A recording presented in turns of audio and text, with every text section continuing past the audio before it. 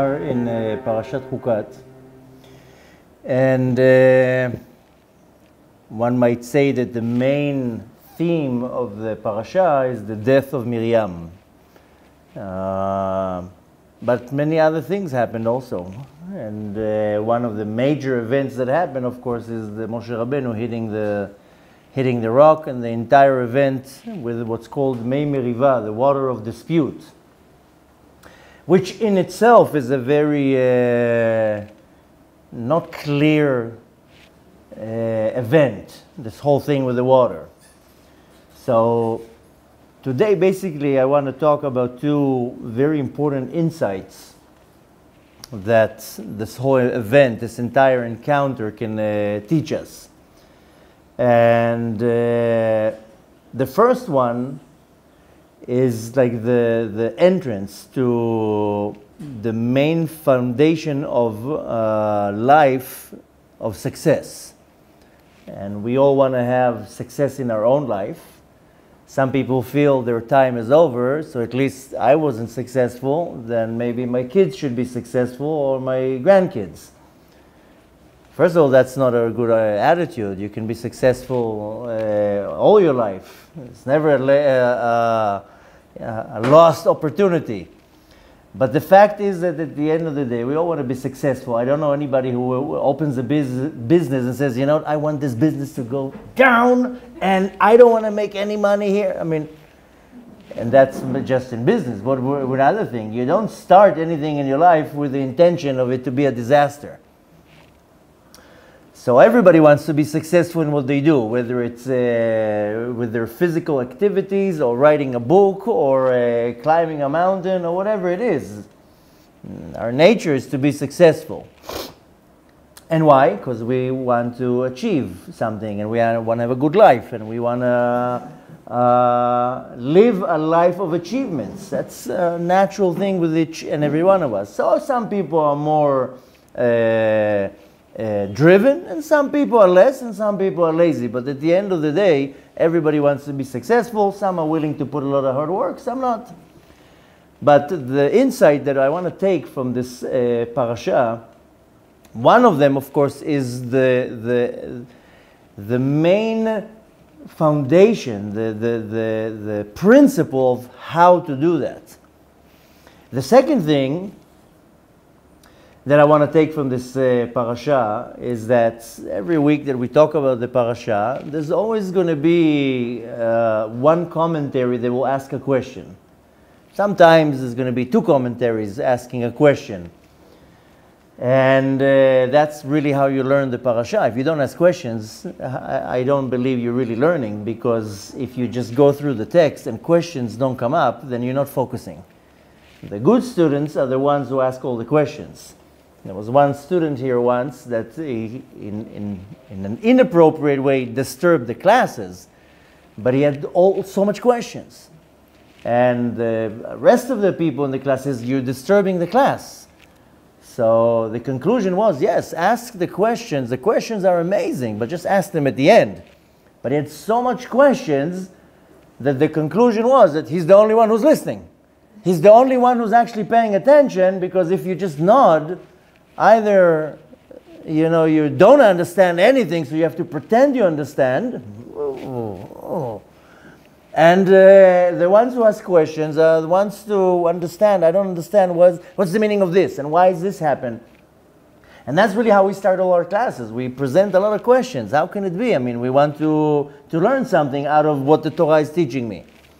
So in this week's parasha, something interesting happens. That, like I told you, in some cases in the Torah, a question will arouse. Sometimes 2 or 3 commentaries will ask a question. In this week's parasha, there's a question that everybody's asking. There's not one commentary that skipped that question.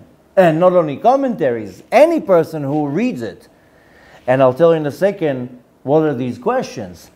I'll tell you mainly more important is what's the problem with this question that arouses in this week's parasha that everybody is asking, because it's shaking the foundation of our belief. I'll tell you in a second what's the few questions, but we have to understand the severity of why this question is so important. is that A, it can shake a person's foundation of emunah. Now, if you believe in something, and let's now narrow down the options. You believe in Hashem. How would you behave or conduct yourself if something will come in your life and shake in the entire foundation of your belief in Hashem? That can be detrimental. All your life you believe in the Creator, you believe in the Torah. Some event will happen to a point that will be so powerful that can question your emunah. I mean, how many people do actually happen to them and they step back? I don't want to do this anymore. I don't believe there's a Creator. And if there is, I don't believe in Him, and etc. So not only that it can shake in our emunah, it can shake in our belief in the fact that there's justice in this world. Because, you know, in many of our prayers we call and we mention the Master of the universe as the God of righteousness, of justice. And if I see injustice happening, wait a minute, so if it happened there, who says it's not going to happen with me? And more than that, we take as our Father to be a merciful God, Av HaRachamim, Av HaRachaman. So if we see a certain act that will discount it, then again, that can shake in one's person's belief.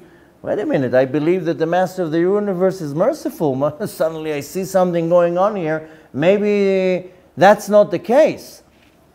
Now you might be the one that their emunah is so solid like a rock, and you're good to go.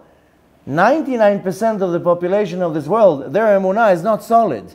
Their belief in the Master of the universe is not solid at all. All it takes is one little diversion and whoa, suddenly I don't believe so much in the Creator. So you might be in that 1%, maybe I'm exaggerating, 2%, that their belief in Hashem, doesn't matter what's going to happen, nothing's going to move them. They believe in the Master of the universe. They might not be happy with every little act or with every little thing that happens, but they believe in Hashem like a rock. Most people don't have this emunah. All it takes is a failure in your business, or a date that didn't work out, or something, suddenly, I don't like this God anymore. Life doesn't work out how I plan. So we have to also take into consideration many people, their backbone of their belief in the existence of the Creator is not so strong. All you need is something that the Torah will show you, some doubt. Whoa. That will explain how many times our sages, commentaries, they ask all these questions, not because they want, because they don't have the answer, is to arouse the curiosity of many people. Because if you start asking questions and you don't get answers, then you're like, okay, so I don't think this Torah is so legit as it's presented. So many commentaries will throw out questions and you'll be like, oh, I never thought about that. And then present a solid answer that, you know, in Hebrew we say, lisgor pinot, to close the corners. With that said, what is this question that many commentaries are asking? And like I told you, probably all the commentaries, is on what did Moshe Rabbeinu got punished? Now, in case you're not so fluent in the story, I'll give you a little bit of background. We're talking here about 38 years after they're in the desert already, going into already the end.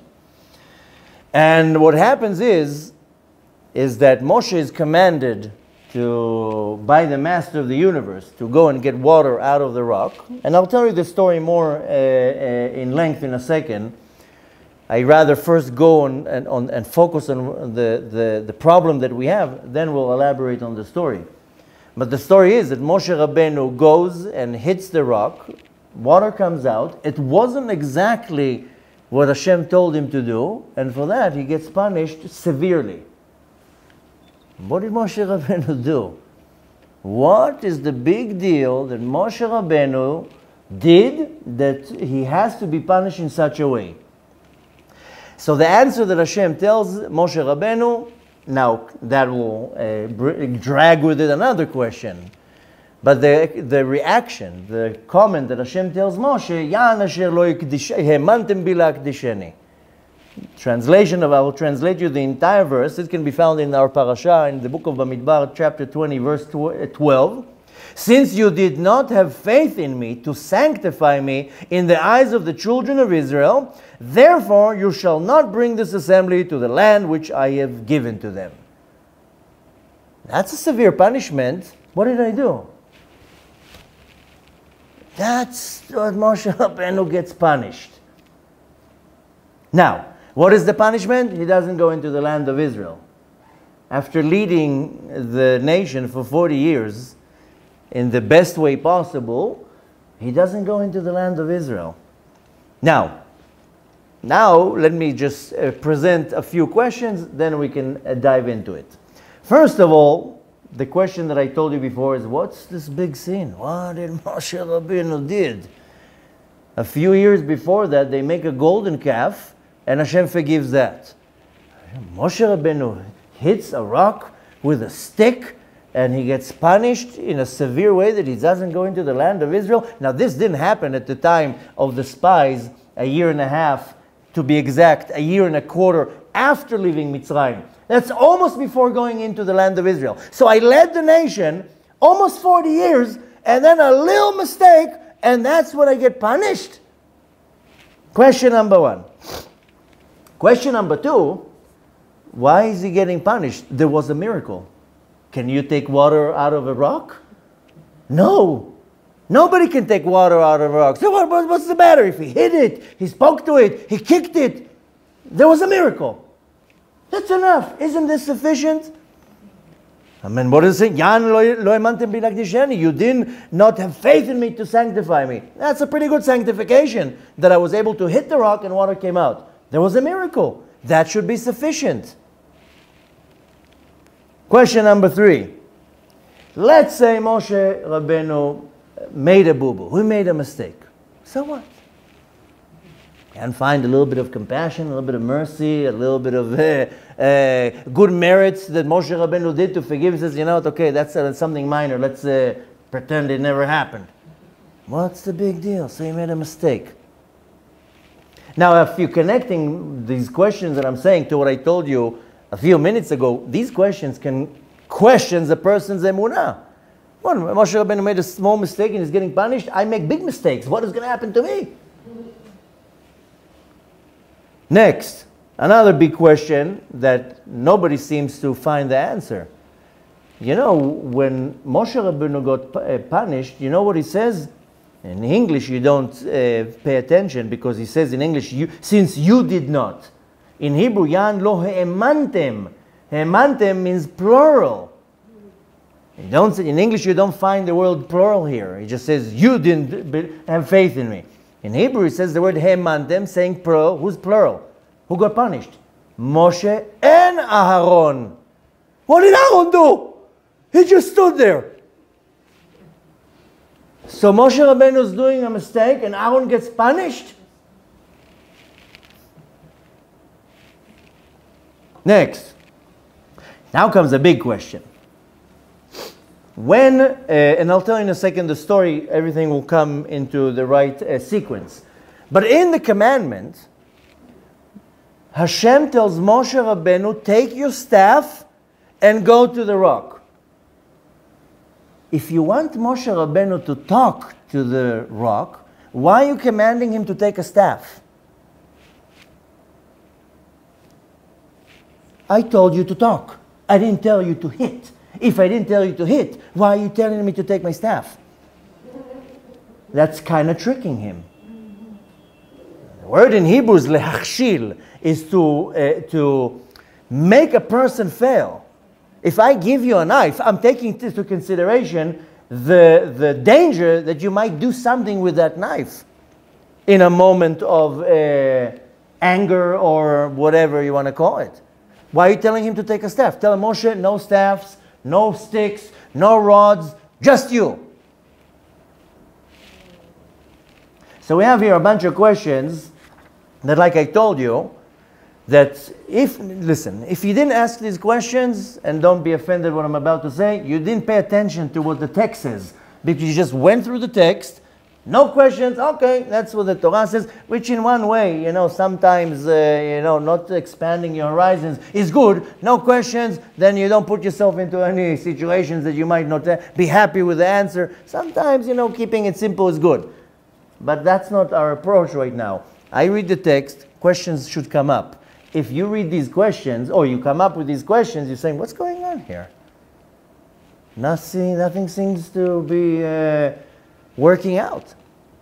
And now I'm going to give you the question of questions, that if this is the case, how come Moshe Rabbeinu, a few parashot forward in the Parasha of Devarim, when he makes a summary of what's going on in the desert, how come Moshe changes the version?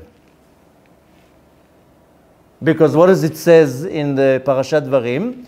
He doesn't say, I got punished not to go to Israel because of the water. He says, I got punished because of you with the spies not to come into Eretz Israel. Gambit anaf Hashem. That's what Moshe Rabbeinu says. Hashem was also angry with me because of you. So wait a minute. Moshe Rabbeinu is changing the version right now?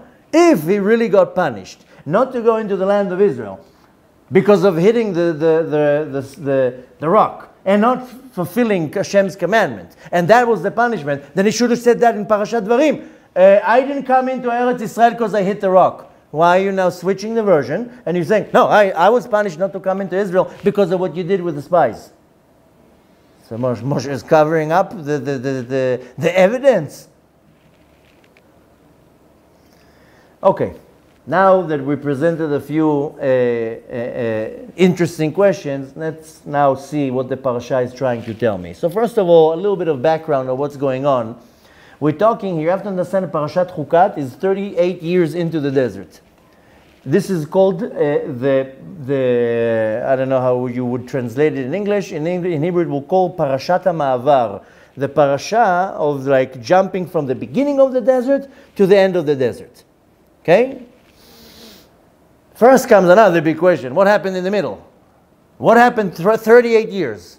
We stopped last week with Korach and the Meraglim, right? Well, Meraglim, the spies, a week before that. But we stopped at the event of Korach and the spies, which is about a year and a quarter after going into the desert. And whoop, we fast forward 38 years. What happened then? What were they doing for 38 years? That in itself is very curious. Give me some what they did there. But nevertheless, Parashat Chukat, whoop, we're fast forwarding 38 years. Now, like I told you, in the middle we don't really know what happened. I mean, we know more or less, but there's not much information what was going on there. Now happens an event on the 10th of Nisan, which is the going into the 40th year in the desert, the last year. Miriam dies. And needless to say, what a great mourning. The whole nation is upset, the mother of the nation. And needless to say, that's a big event to the entire nation. And not to get into too many details, but to explain the situation, is Miriam was an image. First of all, you have to understand, she was the sister of Aaron and Moshe. She was like from the elite of the elite. She was like one of the leaders. Needless to say that with the history that she came with, in her merit, really there's a nation. Because Paro wanted to kill everybody. Not only that she was one of the ones who were saving the babies, when Amram, the father of Moshe, divorced his wife, because he didn't want to bring children to the world, she went to him and told him, you are worse than Paro. Now you're stopping all the birth from coming. So she has merits, unbelievable merits for the entire nation was looking up at her. And suddenly she dies. Now, not to get stuck on too much historical details, one reaction after her death was no more water. There were 3 miracles in the desert. There were many, but 3 miracles that happened in the merit of Moshe, Aaron, and Miriam. In the merit of Moshe, we received the man. Why Dafka in the merit of Moshe? Because Moshe was the one who brought the Torah. That's considered feeding. So the feeding of the Torah equals to the feeding of food. So in the merit of Moshe, they received the man the food every day. In the merit of Aaron HaKohen, they had the Ananei HaKavod, these clouds that surrounded them, that straightened the land when they were walking. Can you imagine you're walking and something is like sweeping the floor in front of you? The clouds washed their clothes. The clouds did everything to them. And that was what was in the merit of Aaron. Aaron was the Kohen, the one who's gathering everybody together and bringing everybody in peace. And these clouds surrounded everybody as one unit. And in the merit of Miriam, we had the well of Miriam. Now, of course, we can make a whole class just on the merit of Miriam. Why? The well and the water. But she was she was called the mother of the nation. So the same way that the mother nourishes the kid, so she was the one who nourished the nation with water. Water is nourishing, and without water you can't survive. And needless to say that some point, and again, like I told you, maybe another time we'll do a class about Miriam, but there are many great things that because of the merit of Miriam happened, and most people don't even focus on that. We focus on the fact that there was a well of Miriam and there was water for the nation. But you know what most people forget? The water of Miriam also was the one who made a mikveh. How would they have a mikveh? They needed mikveh water. That was also in the merit of Miriam. And many other great things. Now, what happens really in the order of events? Miriam dies, Moshe and Aaron, they go to sit Shiva, they go into the tent to sit Shiva. Not even an hour passes, and they hear a commotion outside. What's going on? Let me mourn quietly. Let me sit now and be an avel. They peek from the tent. What's going on there? A mob of people screaming, no water, the well is not working. They shut down the water. 1 hour! Give it a day or two. 1 hour, they're all starting to make a commotion. And needless to say, and this is almost 40 years after going out of Mitzrayim, it's a new generation. It's not the generation that came out of the Mitzrayim. Not even an hour without water supply. Oh, we shouldn't have gone out of Mitzrayim. 40 years you're taking us in the desert. For what? And all starting to not even 1 ounce of being grateful and thankful. Okay, the whole nation is complaining that there's no water shortage. And Moshe Rabbeinu says to Hashem, what do you want me to do now with this mob of people? What can I do? So Hashem says, okay, no problem. Take your staff, go out, you and Aaron, go to the rock and get water and let them drink. Okay. Moshe Rabbeinu goes out with Aaron, they both go, they gather everybody and they come and say, okay, follow us, we're going to find the rock. And the thing is, in the beginning, Moshe Rabbeinu couldn't find the rock because it kind of camouflaged itself in all the other rocks. And you know, when you're saying the well of Miriam, you're imagining a whale. It's not a whale, it was a rock. Anyways, the rock kind of camouflaged itself in the other rock and Moshe Rabbeinu couldn't find it. So now they're all saying, oh, great, look at this, you can't even find the rock. And then, of course, he doesn't find the right rock, so he talks to one rock, nothing happens. And they all come and scream at Moshe Rabbeinu, look what you did, you took us out of Mitzrayim, you can't even lead us, etc. They're all starting to gather against him. And then comes the moment that Moshe Rabbeinu, as we say in our simple language, loses it. Or to say it more clearly, freaks out. And he screams at them for the first time after 40 years. Sh'imuna amorim. Listen to me, you rebels. Or saying in other words, shut up already. Let me try to figure it out now. Screaming in the background. Now can you imagine Moshe Rabbeinu loses it for a second? Okay, after he gets upset, he tells them that they are rebels. Probably from the anger, I don't know what, we don't really have the right information. Maybe he was angry, maybe he was frustrated, whatever. He hits the rock and sure, lo and behold, water starts coming out. And everybody's happy, but Hashem is not happy. Hashem tells Moshe Rabbeinu, I didn't tell you to hit the rock, I told you to talk to the rock.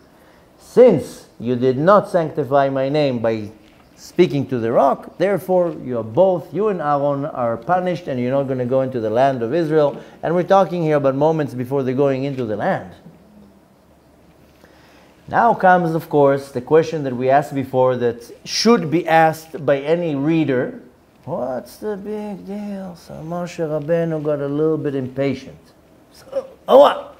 You don't get upset ever? And okay, so he was a little bit impatient. And he called them rebels. And he hit the rock. What's the big deal? Smooth it out. Make everybody happy. Here's your water. Go home. What's going on here? Now again, I'm saying it now in a very short way because we already went through all the questions and all the different options. The question that we're stuck here is, what is the big deal, right? Now if we take this question plus all the other questions that we asked before, and we cannot come with normal answers, because really what's the big deal? And why did Aaron get punished? And there was a miracle, water came out, and all these questions. If this is the situation, must be there's something much bigger is hidden in this whole event than some basic act that Moshe Rabbeinu hit a stone. So just to conclude, first of all, the three major questions, and on that I'm going to top another question. First of all, the first question is, how come the rest of the world gets mercy and Moshe Rabbeinu doesn't? Okay? Did the golden calf? They were forgiven. Many other events that happened, they were forgiven. So everybody can have mercy from Hashem, just Moshe Rabbeinu doesn't get any mercy, any credit points. Next question, how is Aaron involved? That's one of the questions that I was like, what did he do? You know, the Midrash says an interesting situation. I mean, I'll tell you it in a modern day example. The Midrash talks about it a little bit different. The modern day example, the question that the Midrash asks is, I took a loan from the bank. Okay, a person took a loan from the bank. The person didn't pay the loan. The bank comes and takes his house and the neighbor's house. What did the neighbor do? He didn't pay the loan. Now the Midrash says that example a little bit different. It doesn't say mortgage and a loan and the bank. But that's how the Midrash is saying. He didn't pay the debt. The bank is coming and taking the neighbor's house. And the third question is, like I told you before, is why is Hashem even giving him the staff? You know that something's going to happen. Don't put a stumbling block in front of a blind man. Don't give him the staff. Tell Moshe, no staffs. Just you. Okay. And like I told you, I added another fourth question on top of all of that. Is why is Moshe Rabbeinu changing the history in Parashat Dvarim? In Parashat Dvarim, he should have said, I was punished not to go into the land of Israel because I hit the rock. Instead of that, he's saying, because of you, Hashem got upset at me and I didn't go into the land of Israel. Now, interestingly, just on that question, the Orach Chaim says something very interesting. If we're ready, that's the question we're presenting. Why did Moshe change the version? And Moshe Rabbeinu says in Parashat Dvarim that because of you, Hashem was angry with me. The Orach Chaim says, we can't find anywhere in the text that Hashem got angry with Moshe Rabbeinu at the Meraglim. Can you find a text that says something like that? Orach Chaim says, why is Moshe Rabbeinu says, because of you, Hashem got upset with me. No such text. No such proof that Hashem said, that Hashem got upset with Moshe. That's already starting to raise a lot of questions. Now, on all these questions that I just told you, like I told you, some questions in the Torah, one commentary will ask. Another event in the Torah, two commentaries will ask. In this, everybody asked. The Orach Chaim gave 10 explanations about what's going on there around the rock and the water. More than that, there's another commentary, not so known. His acronym is Shadal, Shmuel David Lutzato, gives 13 explanations what's going on around the rock and the water. And then he dares to say, I actually have another explanation, but I'm going to hold myself from saying that because I don't want to chas v'shalom show that Moshe Rabbeinu did a sin. But I have another explanation and I'm not going to tell you that. Not me. Shmuel David Lutzato says that. I have another, but I'm not going to say that. And on that, of course, comes all the commentaries that you know. Rashi says that he fisfes Kiddush Hashem. פספוס של קידוש Hashem. He missed the Kiddush Hashem. And when Rashi's questioned, but there was a Kiddush Hashem, you know what it is to take water out of the rock? So Rashi says, hitting the rock is a small Kiddush Hashem, talking to the rock is a big Kiddush Hashem. There's a big difference between the small Kiddush Hashem and the big Kiddush Hashem. He missed the opportunity. Rambam says something very, very extreme, and that's he's kind of answering the question as how is Aaron involved here. Rambam says, Aaron and Moshe said, Mehasela hazeh notzi mayim. Now again, you can't learn the Torah in English because it's not going to sound plural. In Hebrew, it says, from this rock we will take out water. Rambam says they failed by saying, we will take out the water. Hashem will take out the water. So Rambam is very extreme by saying that their sin here is that they took the credit. We will take out the water. And that's how already Rambam is already putting Aaron part of the sin here. When we ask him, what is Aaron doing? He just stood there. Okay. Now again, now is not the time to go through all the commentaries. If you have the time, go and read different commentaries and you'll see that nobody really has a good answer. What was going on here? He did this, he did that. There's one interesting commentary by Rashi, but not on the Torah, in a completely different place. In Tractate Sanhedrin, it says that the stargazers of Moshe Rabbeinu the stargazers of Paro, the stargazers of Paro told Paro that Moshe Rabbeinu is going to,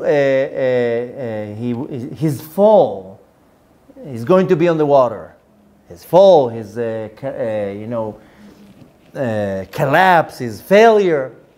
So many thought it's going to be when he was on the water in the basket. Then maybe when he split the sea. But later on they understood that what was his failure in the water, in the situation with the water coming out of the rock. So in Tractate Sanhedrin it says that, the stargazers, maybe I'm translating stargazers wrong, the atstignonim, the ones who were looking in the stars and the magicians or whatever, the fortune cookies, the fortune tellers. So they said Moshe Rabbeinu loke b'mayim. He's going to get hit in the water. On that, there's a commentary from Rashi that Rashi says that's what Moshe Rabbeinu was punished for. What does it mean, loke al hamayim? When he says shimuna hamorim, when he says listen to me, you rebels. That he swore, how do you say swore? Swore? But using, like when you use a false word, you call somebody a not nice word. What is it called? Swearing. That he, in Hebrew, is a gadef. So Rashi says there, gidef et Israel. He swear the nation. You, the leader, calling them rebels? That's not appropriate. Am I using the right word? Swearing? Swearing at somebody, right? I don't know, not swear to give an oath. To when you curse somebody, lekalel, to swear, legadef. Swore. That's the word, swore? Okay, so not swear. He wasn't like taking an oath. He was like swearing them. It's the same word. Same word? Okay, but you understand, the Rashi says, this is not appropriate for the leader to use such a word. It's almost like, excuse my language, I'll call somebody, you stupid. Now, if two kids saying it to each other, fine. Can you imagine you're sitting in a big lecture and the rabbi, the chief rabbi calls you fool, you didn't understand. I mean, fools are not such a bad name. I don't want to say not nice words. But can you imagine some great rabbi suddenly telling you some word like, what? So Rashi, and again, just to summarize it, Rashi says in Tractate Sanhedrin that when the stargazers of Paro told that Moshe Rabbeinu is going to get hit, going to be cursed, it loses power on the water, it goes on the event, not on the splitting of the sea, and not when he was in the water in the basket. That's going to be his fall, the event with the water. Why? Because he swore against, he used a not nice word against the nation. Wow. So Rashi kind of narrows down by saying that was your downfall. I understand you lost it, but don't use foul language. Don't how would you say, belittle yourself? Taint yourself. How? Taint. Don't taint yourself because of them. I mean, it's not appropriate. You are Moshe Rabbeinu. Just say, leave me alone, or be quiet, or some patience. Now, I'm not judging Moshe Rabbeinu. I would lose it on the nation within 3 seconds. I don't know about you. I would not carry Moshe Rabbeinu's job more than 3 minutes. I would lose it in a second. And probably most people too. To carry 40 years and zipping your mouth. So I'm not judging Moshe Rabbeinu at all. But let's say Moshe Rabbeinu lost it, a moment of weakness. He called them rebels. So what? That's so severe that you're taking his merit to go into the land of Israel? What's the big deal? Why are you making a big deal out of it? The Ramban says something very interesting. I don't understand or agree with this approach. So he called them rebels. Moshe Rabbeinu is a prophet. You know what's the job of a prophet? To rebuke. He did his job. So what? So he used the word rebels. He didn't call them other things that I don't want to say. What's the big deal? That's the Ramban comes to the side of Moshe Rabbeinu. That's his job. His job is to be upset at them when it's time to be upset. His job is to tell them, shut up! I had enough of you for 40 years. And again, I'm not justifying or going against. I'm just telling you what smarter people than us said. So the Rambam says, so what? That's his job. He's a prophet. The definition of a prophet is to prove the nation. The reason why nobody liked the prophets, because the prophets don't come and tell you, oh, you're doing great. The prophets are coming and telling you, you're sinning, you're slandering, you're full of hate, you're full of jealousy, get your act together. Nobody liked the prophets. If they had Facebook at the time, they wouldn't have much followers. Same thing with Moshe. Rambam says, what do you want from him? He's a prophet. He came to tell them, you are rebels. Get your act together. Look at yourself. You're coming and complaining to me. Look at yourself before you come and complaining to me. On that comes the Ibn Ezra and adds another interesting commentary and says about these 3 words, Shimu na hamorim, listen to me, rebels. He adds on that a few words, and he says, Vehem bnei Avraham, Yitzchak veYaakov. These rebels that you're talking about, they are the children of Avraham, Yitzchak veYaakov. Be very careful how you talk. Don't express your frustration so easy. What do we take from this? Something very, very powerful, that in itself should be sufficient for this to conclude this clash, which we're not, is that words create a reality. Whatever you say, be very careful, because you will create a reality. Now, that will work in a very good way on the positive side, but when you tell your son or your daughter you're a failure, you're lazy, you're a bum, or you tell your worker you're always late, I don't even know why I hired you, or you tell your spouse you never clean up, you're lazy, take the consideration that what you say will create a reality. If you would tell your child all his life, you are a winner, you can do it, you're successful, you're smart, he'll become a winner and successful and smart because you empower this in him. And vice versa, of course. When the Baal Shem Tov was asked, what's so severe with Lashon Hara? I didn't kill anybody, I didn't steal your wealth, I didn't do horrible things, so I said a few things, it's the truth. So he says the problem with Lashon Hara is that whatever you say, you empower that in that person. So if I say something about you, good or bad, positive or negative, true or false, I empower it in you. Now one can question, say, but if I say, oh, he's so successful, he's so smart, there's no empowering it in you. Why would that be wrong? That is not the time now to explain the approach of the Baal Shem Tov, but the point that we want to take from that is that words create a reality, and when Moshe Rabbeinu calls them rebels, then Moshe Rabbeinu puts in them this power of being rebellious. Now, I told you already that how you talk to other people will determine a lot of their behavior, because a person will kind of decide what to be based on the expectations of his surrounding.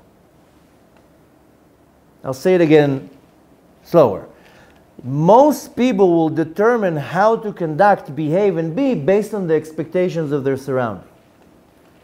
So if I will tell a person, you are a thief, you are a crook, you are a liar, then he says, okay, that's what my father thinks of me, so let me at least be a good thief. Right? That's what Acher said. We talked about him last class. He says, if the gates of heavens closed, and I don't have Olam Haba, so let me enjoy this Olam. Let me go all the way. I'm stuck in this world. I'm here for 60, 70, 80 years. I'll do the best. So if you tell your child you are a thief, you are a failure, okay, so let me be a good failure. If you're thinking I'm a failure. So, and again, this is not 100%, and don't get locked on everything that I say. But the reality is that most people will kind of set themselves based on what society is expecting from them. Now the Torah comes and tells you something very powerful. That an educator, whether it's a rabbi to his students, a father to his child, it doesn't matter. We're all educators, by the way. Even if you're not a rabbi, and even if you're way past educating your kids, and because any person around you, you can educate them to many different things. But the Torah calls it an educator, a mechanech. That the main job of this educator is to teach the child what he doesn't know about himself. That's the point of the educator. I don't need to come and teach you what you know about yourself. I need to come and teach you what you don't know about yourself. Yourself, not the world and the Torah. And by that, I'm turning the person on. Now, if I'm in a position of a teacher, that's one thing. If I'm in a position of a father, or well, not a mother, but some of you are, then I have to come to my child and teach my child, besides basic things. I'm not talking now, you have to focus on what I'm trying to say. Not to teach, of course I have to teach my child Torah and manners. I'm talking about when I come to teach my child something, I need to teach him what he doesn't know about himself. You can do it. You are very talented. You're very successful. You're very strong. You're very determined. Now that can be done in any type of situation. And by that, I'm able to inspire the person, turn the person on. Now, if one might say, I don't have children, or I have, but they're much older. I'm not a teacher. I'm not an educator. I'm not a rabbi. So how is that relating to me? Well, you know, we have a huge obligation that when we see a person that is not so connected to the Creator, I have to educate them about the Torah. And if you're not doing that, then you're missing a big part of your life. Each and every one of us has at least one person that they can inspire about the Torah and mitzvot and the unity of Hashem. And you can call it outreach, call it however you want to call it. Zikuy Rabim. The fact is that each and every one of us has this obligation. It's not a zchut, it's an obligation. So if I set my mind, let's say now a person says, that's it, I'm already in my 50s, 60s, my kids are already older, I'm done with that. I'm not an educator, I need to educate somebody, I need to be a giver. I need to give over something that I have. We spoke about it 3 classes ago. If you remember in Tomer Dvorah, about the sphere of Chokhmah, that if I receive something, it's right away to give it over.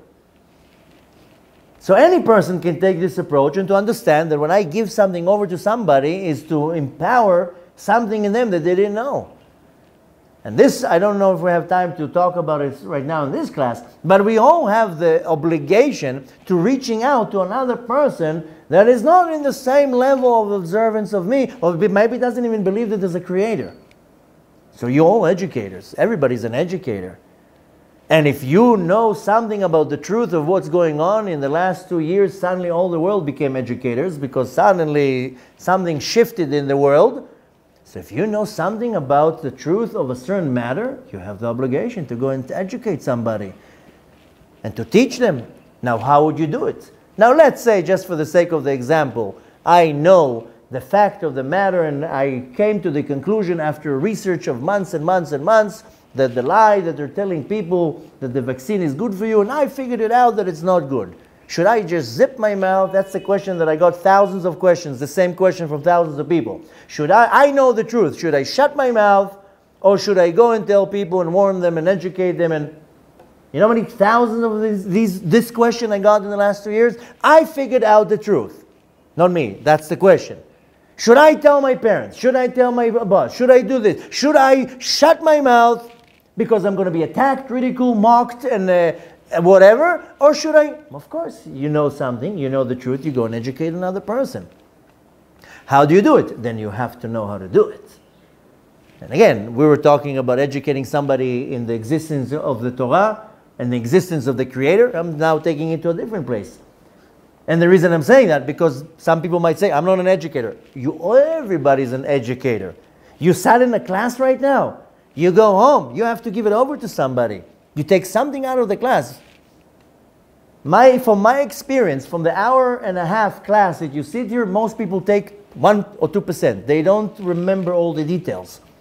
They don't remember all the stories. Something sticks from an hour-and-a-half class. A story, a twist, a commentary. Very few people can take the entire hour-and-a-half and repeat it. That takes a very, very developed mind to be able to listen an hour-and-a-half and record in the brain the entire class. It's almost impossible. Smart people, they re-watch the class over and over. But most people, they take one thing. I told you 1,000,000 times, our sages say, Gadol ha-Talmud hamavi lidei maaseh. When is the Talmud, when you're learning, is the greatest, is when you can transform it into action. Our sages say that there's different levels when you learn. One of the highest is lilmod al menat lelamed, to learn in order to teach. If you're learning lilmod al menat lasot, that's very good. To learn in order to do. Okay, that's the basics. Next step, lilmod al menat lelamed, lasot velelamed, to do and to also teach. But the point is that we're all educators one way or another. And I'm giving you one example. I gave you one example with parenthood, or one example with now with the vaccines. It can be 1,000,001 things. You know something, you are convinced that you are right, then of course you have to educate somebody else. And that can be in many different things. And not to get stuck on that, let's continue. But the point is that Hashem says the leadership stops when the educator makes the student lower. That's where Moshe Rabbeinu signed his destiny. Now, say it again. The Master of the Universe told Moshe Rabbeinu, the leadership stops the moment that you, the educator, the leader, makes the student lower. That's it. You're not worthy to be a leader anymore. I'm sorry to tell you, you finished your term. You are the teacher. You need to know when to control yourself. If you can't control yourself, then you can't be in this job. And that's, by the way, not that neither one of us is Moshe Rabbeinu, but if I'm now looking at myself as a father and I'm educating my kids, the second that I made my kid lower than what he is, or I came and I think the right word, I don't think the right word would be to degrade the person, but to make him smaller than what he is, instead of elevating him, that's it. You failed in this moment. Now, nobody's going to come and give you firing you from being a father. And then you have another chance and another chance. But in a situation of Moshe Rabbeinu, Hashem says, I'm sorry to tell you. You call them rebels, instead of calling them great nation, you are great followers, you are unbelievable. You made them lower, that's it. And what should one take from all of this is that each and every one of us is hidden inside of us treasures that are unbelievable. If you don't know your treasures yet, then it's a big problem in your path of spiritual growth. And it doesn't matter if you're 20 or 50 or 90.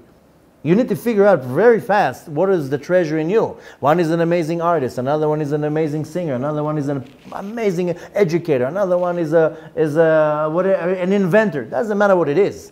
Everybody has something that is amazing in them, and many people have many treasures in them, including all of you.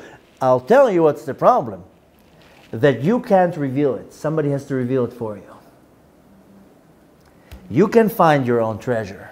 You need to find the person that will reveal in you the treasure.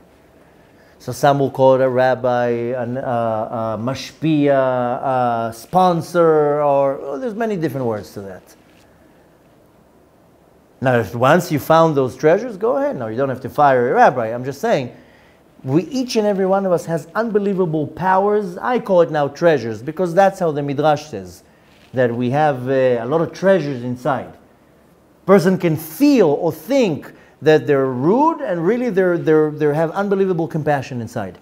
It was just never exposed because society was telling them, you are rude, you are short-tempered, you're not nice to other people. And maybe that's the situation that the world took in there.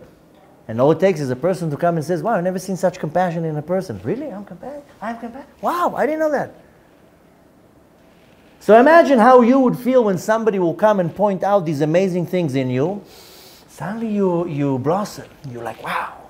I had a certain individual like that when I was a teenager. That just knew how to point out these things. He was like my role model. He was my hero. Because he had the ability to know how to look beyond my... I don't even know how to translate it. All the bad things that I did. I wasn't a good student. I wasn't a good child. I wasn't a good anything. In many things. I was very rebellious. But he knew how to look, to see above it, and to point out the good things. You know how it made me feel? Oh, I can actually, I am good. I can do something good. I have something in me. So a good educator knows how to find the good in the other person and to reveal it to them. Now, let's talk in the level of a parent. You can tell your parent you're lazy, you don't do your homework, your room is always a mess, look at your clothes, I buy you clothes, you throw them on the floor, you never help around the house. So that's what's going to be drilled into the child. You choose what words you want to use. If you focus on the bad, then you empower the bad. That's where you're taking the person. That's what's going to happen. You're not revealing any good things. You're just telling them what they already know that they are. If I'm lazy, I know I'm lazy. By the way, if I'm a little bit of a slob, I know that I'm a slob. You don't have to tell me that. I know that I throw the clothes on the floor. I need you to come and tell me that I'm patient, compassionate, successful, wise, interesting, and so forth. That's why an educator, and I'm using the word educator because all of us are educators, whether you are a parent, you are a rabbi, a teacher, in the street, you want to educate somebody about what's going on in the world. A good educator is measured when you see the good and not see the bad. I can see the bad in everybody, by the way, including myself. And you too. We're very judgmental creatures. We can see very, very quickly the bad in every person. Now elevate yourself and let's see how you can see the good in another person, and then also to deliver it in a way that the person that might not be aware of that still be inspired and be elevated. So, just to conclude this, because this will answer the first question, we still have the other questions, is that when I want to be the type of person that will push another individual to success, I want to do that because I have kids. I don't have some conspiracy that I want my kids to be failures. I don't know a parent that says, I want my kid to fail. I want them to be miserable. And why? Because it will make me look better. Maybe there's some crazy people that think like that. Normal parents, they want their kids to be successful. So now look at it from the vision of a parent, but you can take it to any type of angle. Is that when I want to be the one that will be the cause for the success of another, then I have to focus on a few things. And I told you I don't want to sidetrack in regards to Miriam, but Miriam, why did she get so much merit? Because Miriam had the power to see how much will come out from one person when saving Moshe Rabbeinu. She could have said, why risk the entire nation now? Let this baby die. She saw forward what can come out from one person. So every person in their life, and I hope I can say every person, has somebody that along their life came and said something, did an action and made a shift in their life, and you can attribute, oh, my success is because that person. Oh, that person said something 20 years ago and revived me. Don't you want to be that person? That after 40 years somebody will say, you saved my life. You gave me one word of advice, changed my entire outlook of the world, and now I'm here. You want to strive to be, at least for one person. And not for the sake of the credit and the fame or your ego, is you want to be this educator, this, I like calling it a billboard. Because usually billboards are there, you don't pay much attention, but subconsciously what the billboard is telling you, you get it all. That's why they put billboards everywhere. You want to be a billboard. You want to be the person that somebody will come and tell you, or your children, or your grandchildren, you know, your great-grandfather once told me one thing, that's it. It changed my entire life. And of course you want to be the one who does it to many. To your kids, to your grandkids, to your neighbors, to your students, to your friends. And if this is the case, then you have to focus on three things. A, that you have to create all the time around you a positive conversation. Most people, they speak about very negative things. All their conversation is negative. He did this, she did that, he did this, the government did this, he did that, and enough. You have to constantly create positive conversation. The conversation is not positive, either leave or change the subject. And when I'm talking about positive, is showing a lot of gratitude, pushing to success. Somebody once told me a long time ago, you know, you want to educate your kids the best, thank your wife. Your wife puts food on the table, thank you for the wonderful dinner. She washed your clothes, thank you, my dear, for washing my clothes. That not for being grateful to your wife, to educate the kids. That they see the father and the mother are thanking each other. Why? Because it inspires and drives a person to a very good atmosphere, to good thoughts, instead of saying, now you're bringing it to me. I asked you 2 hours ago to bring. Instead of that, oh, thank you for bringing it to me. I know it's very hard to hold your tongue by saying, but you were 2 hours late. Don't say you were 2 hours late. Now you remember. Thank you for remembering. As how you choose your words will make a huge difference. Next thing you need to focus on is to build the power of greatness. Is this term what's called, I can do it. Most people are failures because it was already drilled in their mind, you can't do it. You're not going to be able to. You're not going to be successful. Don't even try. When you have somebody in the back of your mind telling you, you can do it, then you will do it. And you want to tell that to your kids, you want to tell that to random people, you want to tell it to your students, you want to tell it to any person. You can do it. No, I believe in you. I believe you can do it. And the person that I told you was very inspiring in my life, I was 15, 16, he was able to not only tell me you can do it, he was so smart that he knew how to make me do it and see, I told you can do it. And I was like, wow. My teachers always told me I'm a failure. My parents told me I'm a failure. I mean, everybody told me I'm a failure. My teacher told me you're going to be collecting garbage in the people who collect garbage in the morning. And you know, I didn't have good educators when I was a kid. So in my mind, I was like, okay, I'm a loser. I'm not good for nothing. I might as well enjoy my life. And if I'm bad, then at least let me be bad. So you need to know how to bring this power in a person that you can do it. And then again, it can be also to your spouse. And it can be to your brother. And it can be to your sister. That you just sit and give advice. And needless to say that you have to celebrate accomplishments. So with kids, they bring a good report card, you buy them an ice cream, a person does something good, you reward them for that. And I know it sounds childish, but no, when a person celebrates success, it gives the motivation and the inspiration to be more successful. And everybody wants to be, what's the word? It's on the tip of my tongue now. Everybody wants to be not recognized, but to be appreciated. There's another word for that. You do something, you want sometimes, all it takes is to be acknowledged. To be acknowledged. Thank you. You do something good to somebody. You're not expecting a thank you. You're not expecting, but a little bit of acknowledgement and hakarat tov and some satisfaction, some showing appreciation. That's what I need. That's what I want. Mommy, look, I slid down the slide. Yeah. Mommy, look, I built a tower. Exactly. And everybody wants that. So again, and I'm just trying to do it quick so we can summarize this part and continue, but this isn't enough, it's sufficient. And one of the major messages when we're asking, what's the big deal? I mean, the question that we're asking with Moshe, what's the big deal? So he hit a rock. For Hashem, it's a big deal. Because you're the leader. You're the one who has to give now example. And the second that you mess up, they need to see that you can mess up. You need to know you can mess up. We need to understand that even our leader can mess up and be punished by the master of the universe. So this is answering, like I told you, what's so severe that Moshe did? Then Hashem said, I have to make a big deal out of it. Sometimes you have to make a big deal out of something. But we have to understand that this water of dispute, that wasn't the problem.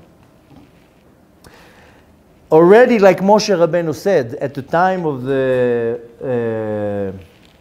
the spies, that's really when Moshe Rabbeinu was already, it was decided that he's not going into Eretz Israel.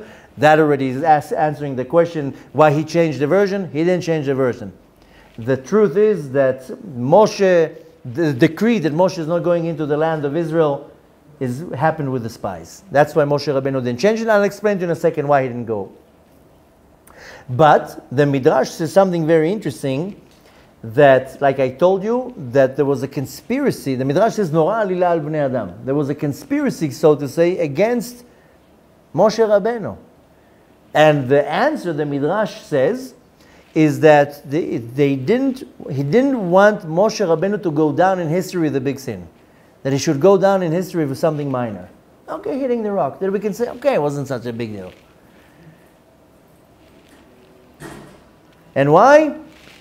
That, again, if Chas v'Shalom Moshe Rabbeinu will go down in history for something big, then that will be like detrimental. Oh my God, our great leaders failed in something big. That way it's in the back of our mind. Okay, so he hit the rock. He had to be rebuked. Fine, we accept it, and we don't have in our mind that Chas v'Shalom Moshe Rabbeinu did something bad.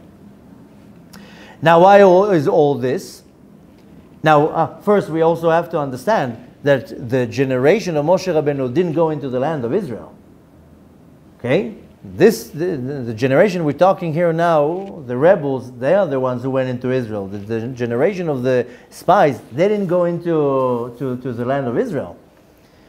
So when we're asking why was so severe the punishment that Moshe Rabbeinu didn't go into the land of Israel, okay, so he did something so small. Give him a little punishment. Master of the universe told Moshe Rabbeinu, you are the head of that generation. The head cannot go without the body, and the body cannot be without the head. You were the head of the generation of the midbar, of the desert. Then you have to stay with them. And you know why?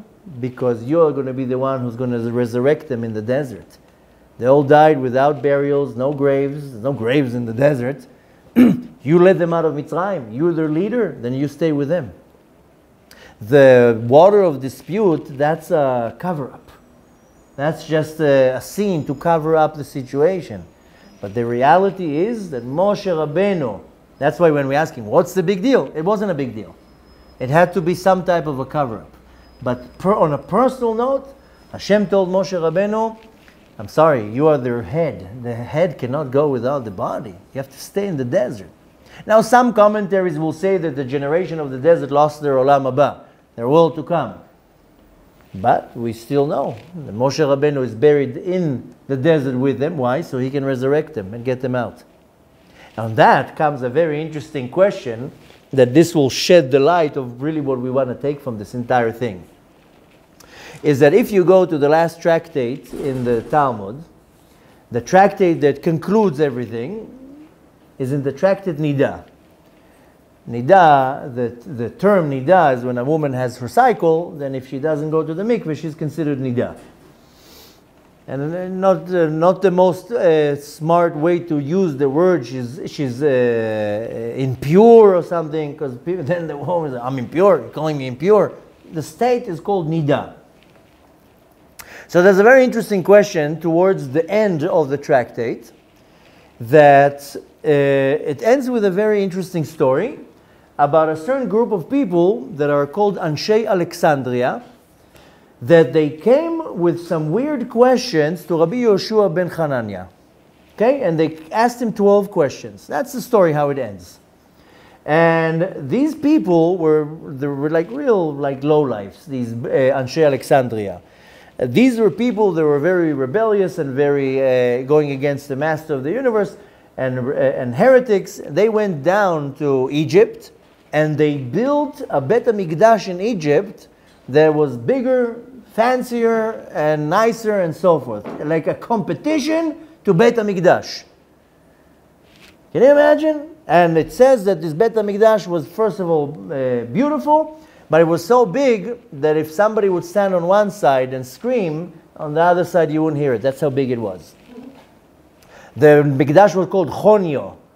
But they built like not a replica, but something to compete with Beit HaMikdash. They were very not nice people, and constantly it's kind of like in our generation, the ones who know about the Torah, but they come and ask you these distorting, tricky questions to discount the Torah and to confuse the person. Most people are not very smart when it comes to the Torah, including me. There are very few wise people that can shoot answers and can zip somebody's mouth, as our sages say, "Dam atashiv la'apikoros." How many people come and ask you a question and you're like, I don't know. I told you already that many, many years ago, let me sidetrack for a second to tell you a story, that many, many years ago, my wife's best friend, she used to come to us for Shabbat, and we were trying to, inspire her to observe Shabbat and etc. and become modest, eating kosher. And my wife and me were newlyweds. Anyways, one time she comes and tells us, I have neighbors and they're so nice. And they're like you. He has a beard and she covers her hair, and they came and offered, they saw that I have a mezuzah. They told me that they're also Jewish, but they don't speak so much like you. They speak a lot about Jesus. And I'm like, so they're not Jewish if that's the case. No, they're Jewish. He looks like you, has a beard and the yarmulke. And I says, okay, so maybe they're missionaries. I don't know what they are. No, they observe Shabbat. And I said, okay, so if they observe Shabbat, why don't you invite them to a Shabbat meal? Let's see who your neighbors are. Needless to say that I didn't know what pit I'm digging to myself. And they accepted the invitation. Okay. Lo and behold, I now facing a situation that I have two missionaries, Christian missionaries, pretending to be Jews, coming to my Shabbat table. And I don't know how to deal with these two. So I started asking around, what should I do? Who should I consult with? After a few phone calls, somebody directed me to a certain rabbi in Los Angeles. Maybe some of you know him, Rabbi Kravitz, who's known to be like a very, very knowledgeable, very experienced when it comes to things like this. And I contact him and I tell him, I'm sorry I'm bothering you a few hours before Shabbat, but in about 3 hours I'm going to have two missionaries in my Shabbat table and I don't know what to do. And so he starts telling me, do this, do that, don't say this, don't say that. And then he tells me, whatever you do, don't get into any arguments with them about the Tanakh, because they're going to eat you alive and they're going to make you look like a fool. Don't get into arguments with them. They throw to you some verse from Isaiah 42, you move it to something else. Your aim is to show your friend that you are the truth, not to argue with these missionaries.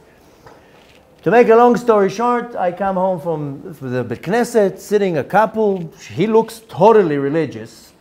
Beard, yarmulke, tzitzit, the whole thing. She looks like completely an observant Jewish woman. Okay, we start talking, then we start singing Shalom Aleichem. So I sing Shalom Aleichem, Melech Malchei Melachim. He says Melech Malchei Meshichim. Everything that I say, he has a little distorted word. He does the Netilat Yadayim, the Kiddush, the whole thing. Okay.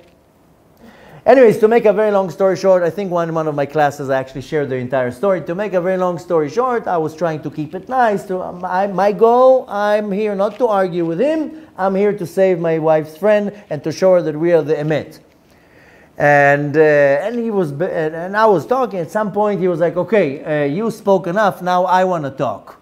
And he started talking and started sharing all his nonsense, and I was, should I jump into an argument? It's not true, it's not correct. If I can now correct him, we'll start an argument. So I'm holding my tongue, and at some point, just goes to show you how powerful it is to hold your tongue.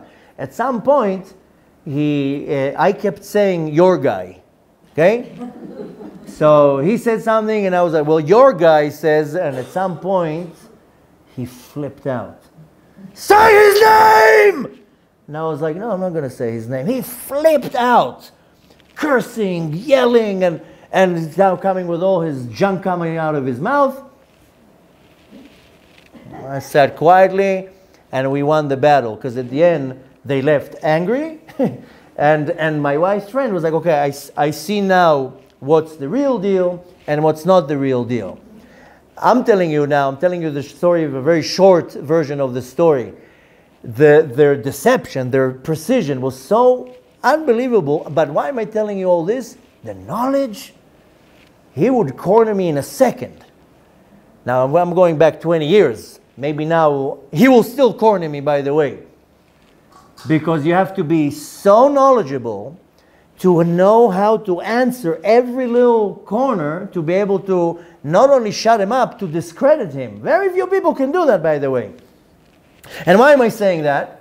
Because even great rabbis, great scholars, they don't always have good answers. They might be very learned. But to deal with something in a debate, somebody in a debate, you have to be very, very knowledgeable. And why am I saying that? Because these Anshe Alexandria, I'm sorry, I'm ping-pong backwards and forth, my story, this, they were very, they knew the Torah inside out. They were vicious. And why am I saying that? Because in our generation, there are also people who know the Torah very well. Now, what's going to happen is they come to people, they make you look like a fool, because they come up with all the great answers. They know how to quote verses and to tell stories. I guarantee to you that the majority of observant Jews don't know the stories of the Tanakh that well or at all. Go now to an average, and it's chas v'shalom, not to put anybody down. Go now to an average observant Jew and ask him stories in the Tanakh. I don't know. Did you read Amos lately? Oh, who's Amos? Well, he's one of the prophets. Did you read Chavakuk? Can you tell me about a story about... And again, it's not chas v'shalom to put anybody down, but people are busy. They don't really go into all the text, all the... And why am I saying that? So these Bnei Alexandria were like... They came with all these annoying questions. Why? To mock the Torah, to mock the Rabbanim, to mock the sages. So they came to Rabbi Yeshua ben Hananiah and asked him 12 questions. Now I don't remember if it was the last question or one of the questions, but they asked like an annoying question. They said when the dead when the dead from the desert will rise in Tchiyat HaMetim, will they need to be sprinkled with the water of Mei Chatat? Pretty good question. Because if the bodies will be resurrected, then they will have tumat met, and they have to be sprinkled. But if it's like a brand new body, then there's no tumat met, and they don't have to be sprinkled. And now, okay, question number one. The second question.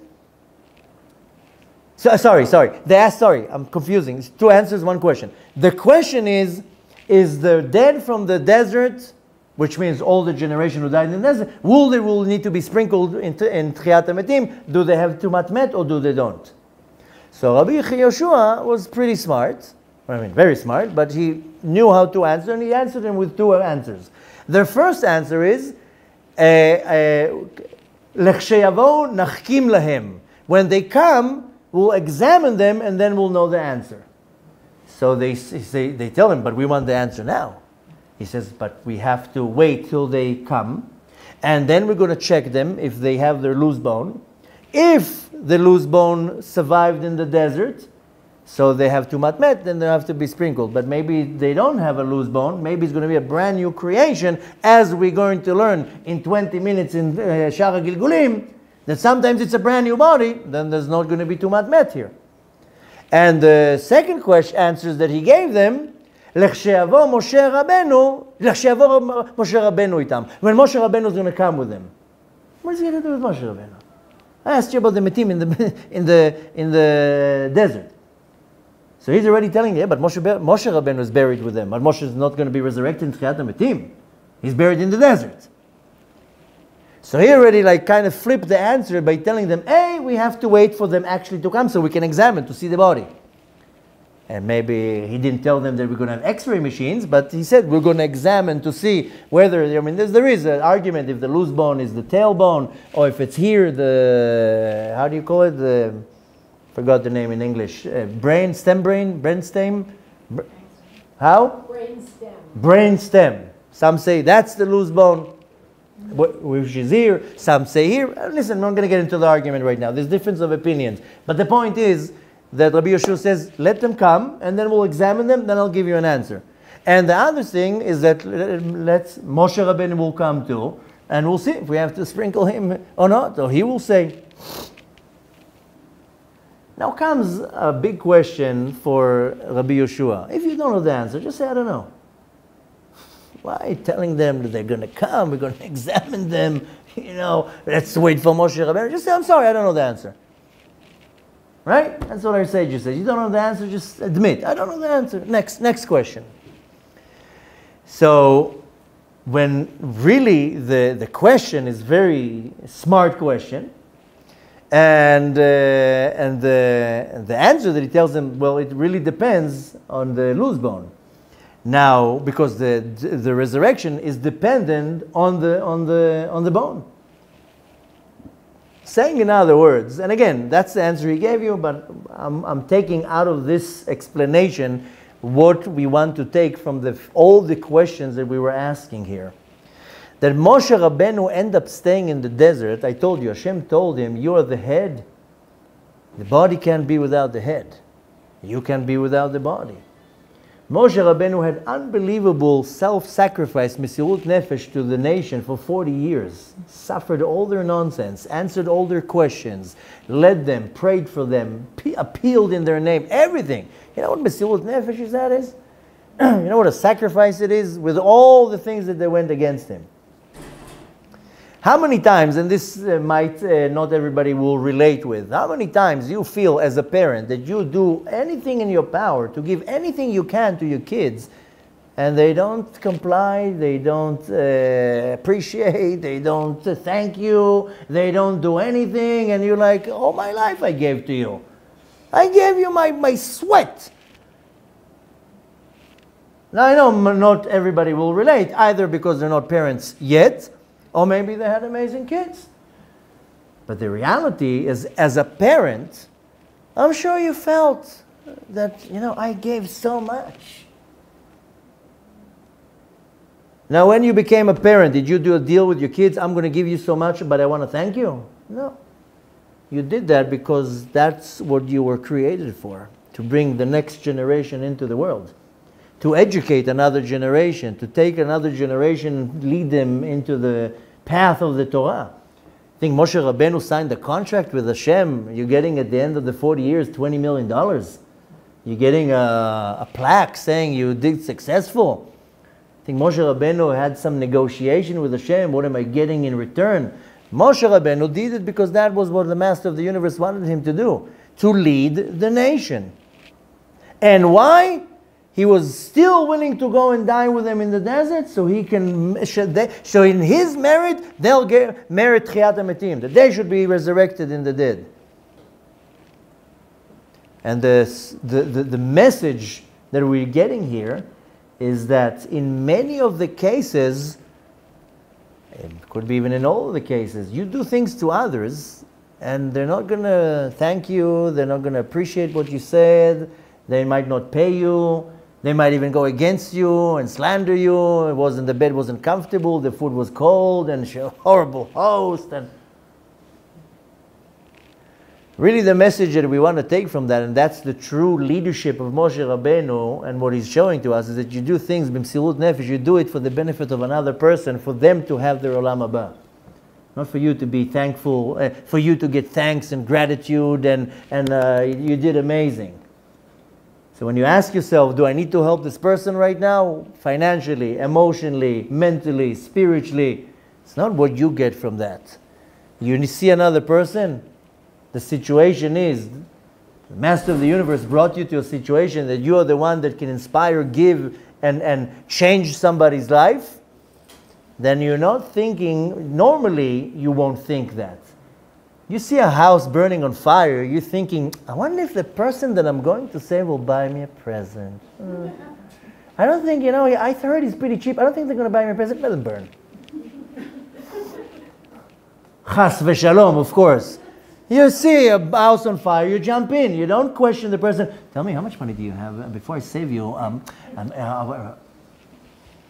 same thing here. Moshe Rabbeinu did everything blindly. He wasn't expecting a reward. He wasn't expecting gratitude. He wasn't expecting to be advertised. And he says, I'm willing to stay in the desert so they can have Tchiyat HaMetim, that they should be resurrected. They were bad. Saying, in other words, that each and every one of us, besides it, has the responsibility and the ability to educate, to inspire, to give something to somebody else, is that everything that I do has to be done. I'm doing it l'shem shamayim, b'msirut nefesh. I'm doing a self-sacrifice. I'm not doing it for myself.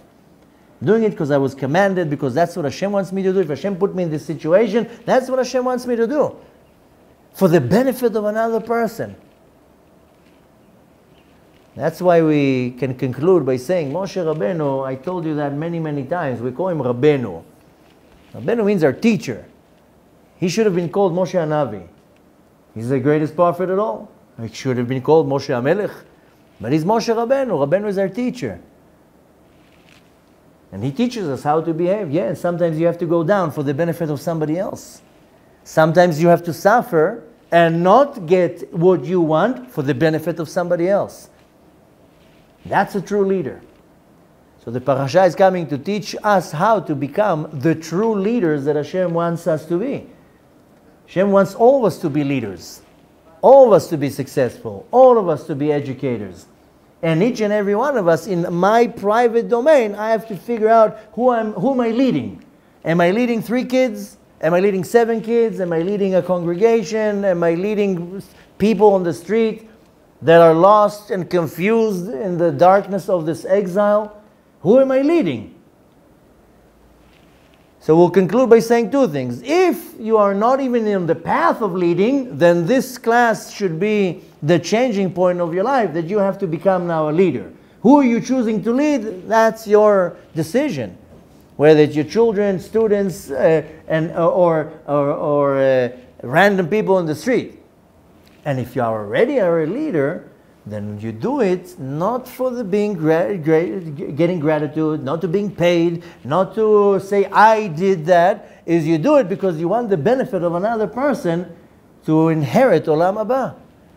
When you see a person sitting in the street, you have to think, sometimes I see people screaming on the street to other people. Why are you screaming? Not you. Sometimes you hear people, Shabbos! Well, why are you screaming Shabbos? He knows it's Shabbat today. That's how you're going to save the person from his Olam Haba, Shabbos. So we have to understand that when Hashem puts a situation in front of you, Hashem wants you to make a big change. Hashem wants you to be a leader. Hashem wants you to be the one who knows to point out in another person what they can't find in themselves. Our sages say, En adam roe nigei atzmo. I can't see my own faults. But I can also barely see what I'm really good at. Somebody has to come and point it out. And you can be the person that can change another person's life to a point that they merit their Olam Haba. That in itself is sufficient to understand the Mesirut Nefesh of Moshe Rabbeinu saying, okay, I'll stay in the desert. You can put me down in history as that I made a mistake. I don't care. Moshe Rabbeinu says, what's important to me is that I took a generation out of Mitzrayim, I'm with them all the way. For good or for bad. I'm going to lead them all the way.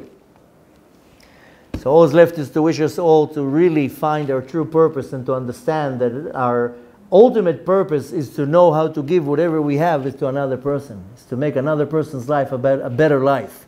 To make another person's olam haba available to them. To make another person believe in themselves and be the person they're supposed to be, even though if it comes on you, so to say, stepping back. Which is the complete opposite of what we saw last week. Korach wanted to move everybody. I want to be the leader. And in this parasha, we see the complete opposite. No, I want everybody to be bad. I'll sit in the back. I'll take the number 2. I'll take the back seat. Hashem should bless us to not only to be able to find our purpose, is to be able to find other people's purposes and to inspire them to be who they are. And by that, we are hastening the coming of Mashiach and making the world a much better place to be.